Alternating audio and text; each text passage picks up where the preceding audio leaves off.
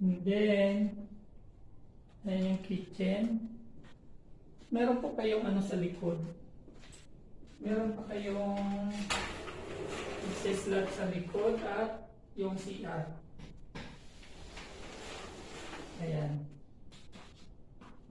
Nasa likod po yung CR. Then, pwede kayo ditong magano ng labahan or dirty kitchen. Oh, pwede dirty kitchen dyan. Ayan Pero po the best pa rin, nalabahan na lang yan dyan. Pero kung Ayan po yung nyo. Hanggang taas po yung tiles, oh. Wow. ang ganda. Pwede ako. Samahan nyo kami sa taas. Yan, ang ganda ng ano nila. Stairways. Ayan, ganda. Akyat tayo, guys.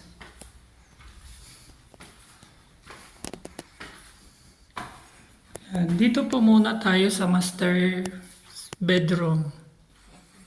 Wow! Ang ganda ng master bedroom nila. Tsaka ang kanila pong bintana ay sliding. Ayan.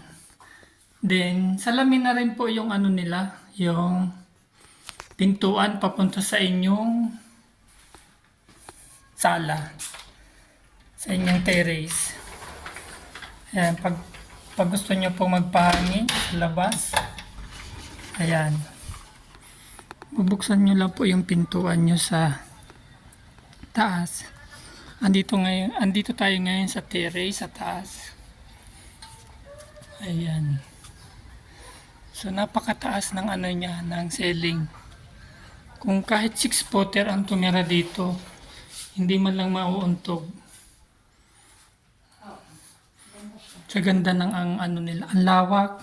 Kahit mag-alaabulan pa kayo dito ni Forever mo, pwede. Ayan. Dito tayo ngayon sa CR.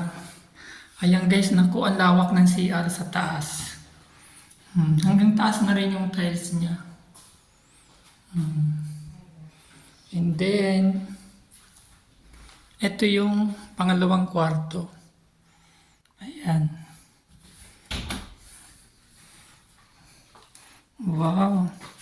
Ito yung pwede nyong gawin. Lagyan ng cabinet, then yung pang-display ng mga gamit nyo. Ayan.